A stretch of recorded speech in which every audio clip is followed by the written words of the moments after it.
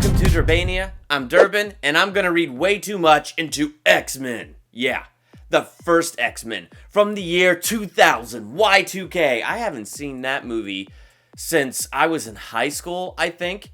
It has been so long, and I have to say, it was really interesting to go back and watch that first Bryan Singer directed X-Men with all these other movies that have come out with all these strange timelines, going back to the past, changing this, changing that. It was really kind of cool to go back and see it. And there's definitely discrepancies. There's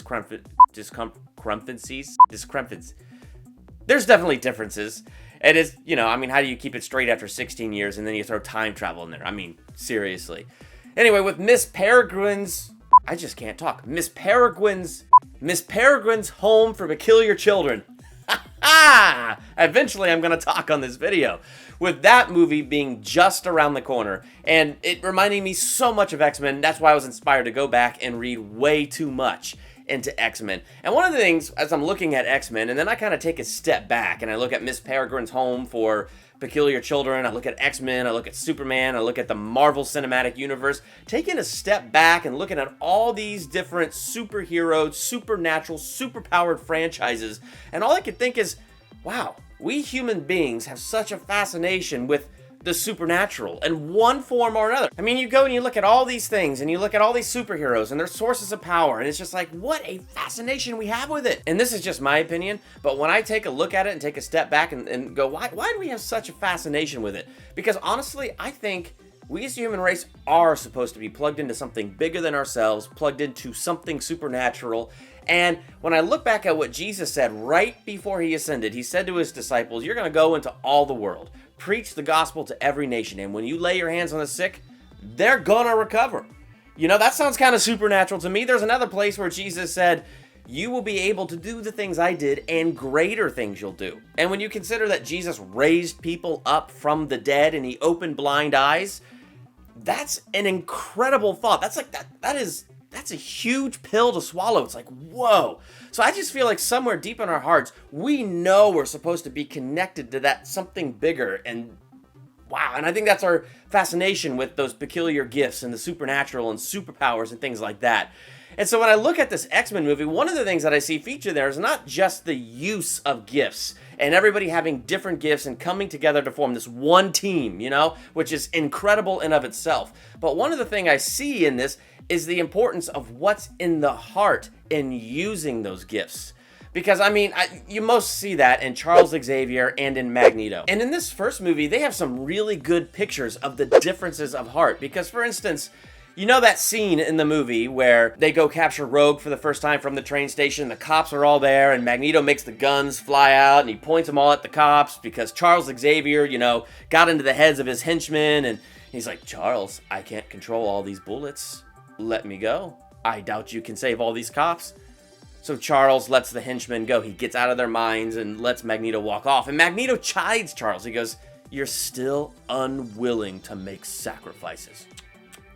Charles is not going to have collateral damage. He's the strong there to defend the weak. No, he's not going to let them be killed. That is not his idea of a sacrifice.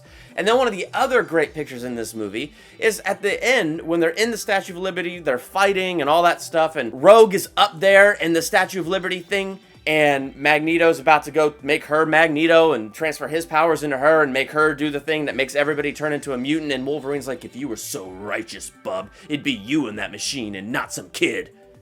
Magneto didn't even answer him back. He just kind of flew away. I think his head was down a little bit in shame. I'm not sure, but that's kind of how I picture it. He knew. But see, that's his idea of sacrifice. He's not going to lay himself on the line. He's not going to sacrifice any part of himself. He'll gladly sacrifice others for his goals. And you know what that shows? The true selfishness, the true coldness, and the true closed-offness in his heart. Then you got Wolverine. What an amazing picture when they stop the machine and he goes to get Rogue, but she is so weak. She's on the brink of death. And so he puts his hand on her face so that she can take his powers, and it almost takes Logan's life. But the point I'm making there is in Logan's heart, with his abilities, he was willing to put his life on the line. This is a guy born in the 1800s. This is a guy who didn't have to die if he didn't want to. but he laid his life down for her. Now, luckily, as we know, several movies later, I mean, he lived, he wakes up, comes back to life. Another little parallel there. So, like, there's the difference in hearts. Charles not willing to sacrifice other people for his goals. You got Wolverine willing to lay his life down for his friends.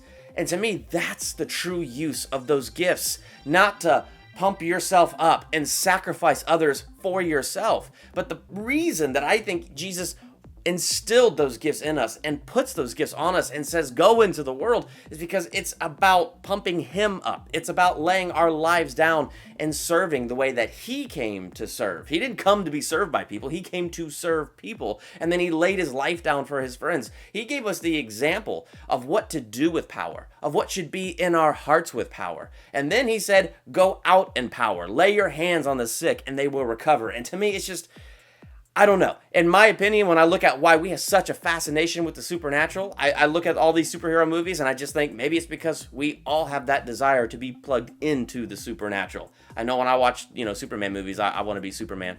I'm just saying, but I'm a nerd. So that's the picture I see in X-Men. Not just the picture of having power and what it means to have power, but truly what's in the heart and what you do with that. That is what matters. If you saw X-Men, what are your thoughts on this movie? And let me know in the comments, why do you think people have such a fascination with superheroes or Miss Peregrine's Home for Peculiar Children? I might have said that right this time.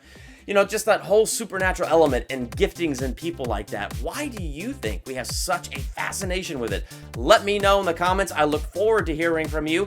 Hit that subscribe button while you're there. Be on top of all the new videos and new things being done here at Durbania. There's exciting new things on the horizon. I'm excited about it. So hit that subscribe button. I'm Durbin. Thank you so much for checking out Durbania.